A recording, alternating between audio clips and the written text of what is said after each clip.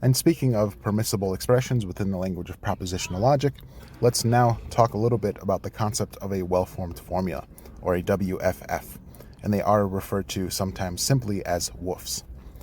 Number 1 says P.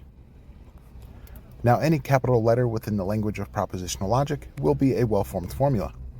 So any letter like P, Q, R, S, these are all well-formed formulas. Number 2 says not Q. And this will also be a well-formed formula within the language of propositional logic. Any propositional variable that is preceded by the negation operator will be a well-formed formula. So we can have not Q, not P, not R, not S, and we can also negate outside of parentheses. So let's say we have the expression P and Q. If we put that around parentheses, we can also negate that as well. Number 3 says Q not. This is not a well-formed formula because our negation operator has to come before the propositional variable. Number 4 says S and R. This is a well-formed formula. We see that we have our conjunction operator here, and that it is a binary operator, and we have 2 parameters for it. Unlike number 5 that just says and S. This is not a well-formed formula because the conjunction operator is missing a parameter on the left-hand side. Number 6 says P or not S. And this is also a well-formed formula. We see that we have an open parenthesis and a closed parenthesis. We have our disjunction operator here with a parameter on either side, and our negation is prior to the propositional variable S. And it's very important to keep in mind within the language of propositional logic that when we use our groupers, if we open a grouper, it's always important that we make sure that we close the grouper. If we have, let's say, an expression with 3 open parentheses and only 2 closed parentheses, this would not make for a well-formed formula. So if we have something like open parenthesis, P or not S, and close parenthesis, this is not a well-formed formula.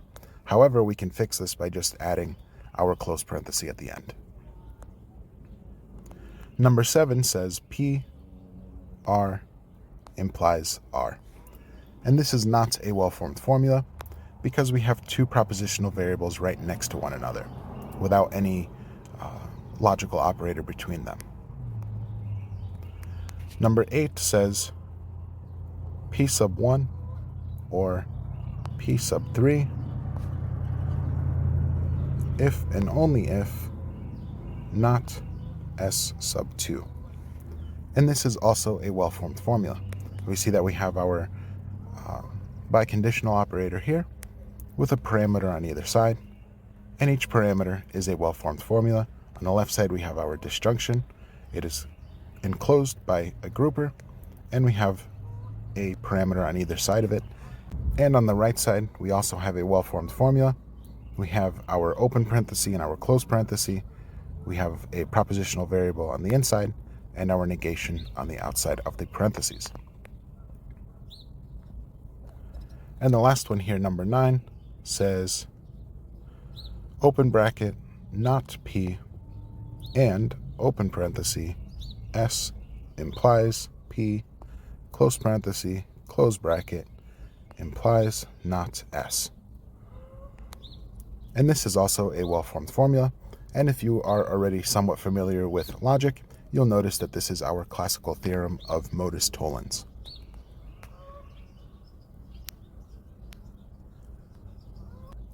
And now take a few minutes to figure out whether or not examples 1 through 7 are or are not well-formed formulas. And spoiler alert, we will now go over which ones are well-formed formulas and which ones are not. And for the sake of brevity, I'm just going to point out which ones are well-formed formulas and which ones are not. I'm not going to explain why or why not. So number 1 is not a well-formed formula. Number 2 is a well-formed formula. Number 3 is a well-formed formula. Number 4 is not a well-formed formula. Number 5 is not a well-formed formula. Number 6 is a well-formed formula. And number 7 is not a well-formed formula. And take a few minutes for yourself to figure out why the well-formed formulas are well-formed formulas and why the ones that are not well-formed formulas are not well-formed formulas.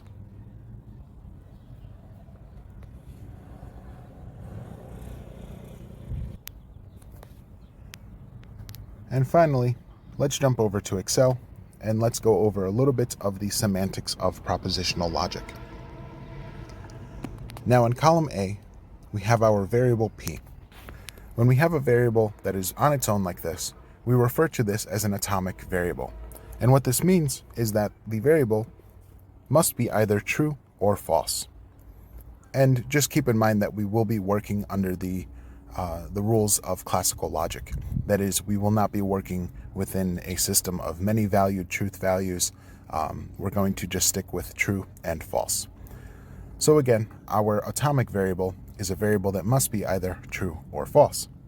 And here what you see in column A is the truth table for a single proposition, P.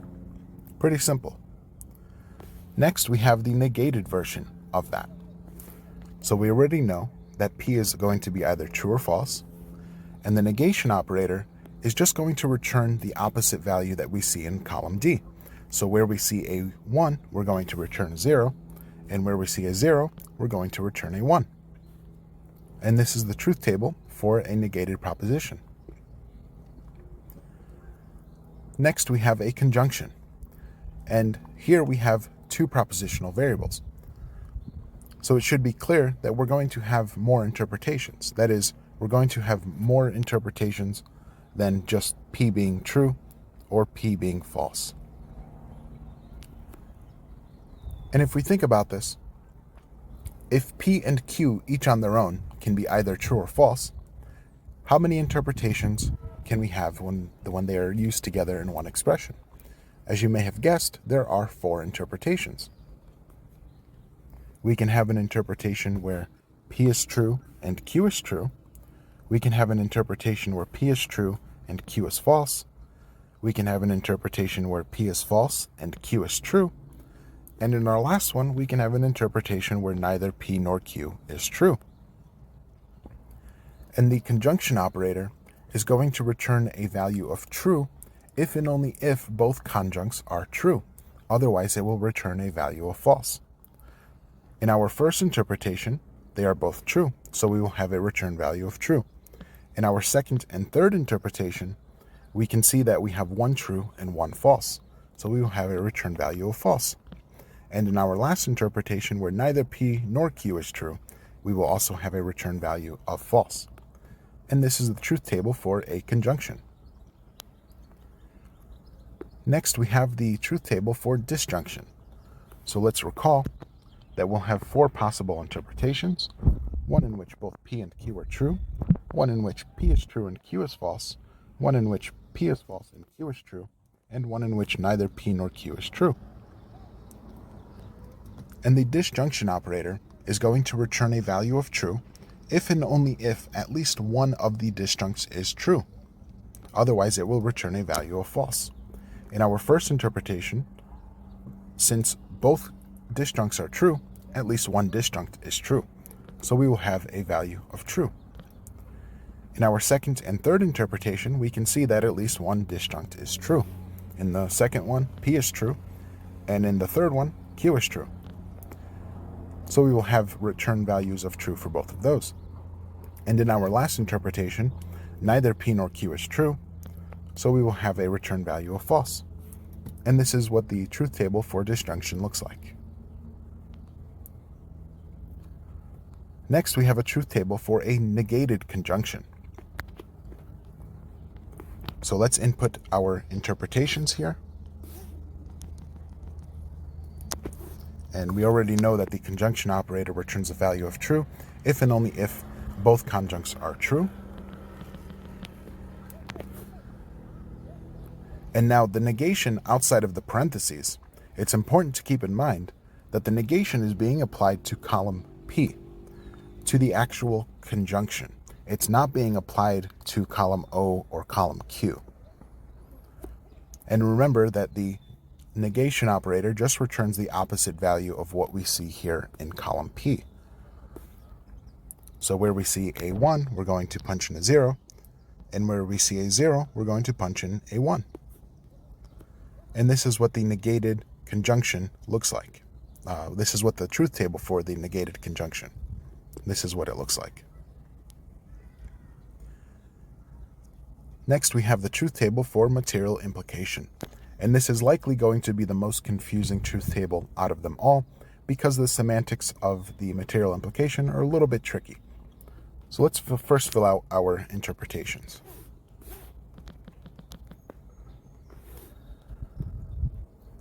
Now, I'm going to just fill this out, and then I'm going to give an analogy that I think is very helpful in understanding why the material implication returns the values that it does. So the semantics for the material implication go like this. The material implication operator is going to return a value of false if and only if the consequent is false and the antecedent is true. Otherwise, it will return a value of true. In our first interpretation, both the antecedent and the consequent are true. So we will have a return value of true. In our second interpretation, we see that we have a true antecedent and a false consequent. So we will have a return value of false there. And in the last two interpretations, we will have a return value of true. And this is likely going to get your attention because you see here in our third interpretation, we have a false antecedent and a true consequent, but we still have a value of true coming back. And especially in our last interpretation, where neither P nor Q is true, yet we're still having a return value of true. So what's going on here exactly? Well, let me clear this out. And let's think about this way. This is a great analogy here. Imagine we have a situation where we have a father and a daughter, and the father says to the daughter, "If you do the dishes, then I will take you out for ice cream." And the dad makes a promise with the daughter, right? So let's say that P is the condition that the daughter does the dishes, and Q is the result that dad takes her out for ice cream. In our first interpretation, we can see here that the daughter did the dishes and dad took her out for ice cream. So dad kept his promise. So we're going to have a return value of 1. In our second interpretation, however, things are a little bit different. We see that the daughter did the dishes, but dad didn't take her out for ice cream. Dad broke his promise. So we're going to have a return value of 0. In our third interpretation, we see that the daughter didn't do the dishes, but dad still took her out for ice cream. So in a sense, dad still kept his promise. And this is what we refer to in logic as a vacuous truth. There is nothing about the promise that dad made that was broken because of the fact that the daughter didn't do the dishes and dad still took her out for ice cream. So we're going to have a return value of 1. That is, we'll have a return value of true. And in our last interpretation, we see that the daughter did not do the dishes and dad did not take her out for ice cream. So there's nothing about the promise that dad made to the daughter that was broken. Even though neither the condition was met nor the consequent didn't occur. But this doesn't mean that anything about the promise that dad made was broken. So again, we'll have what we refer to as a vacuous truth. I hope that helps you to better understand the semantics of the material implication operator and why it returns the values that it does. And what you see here is the truth table for the material implication.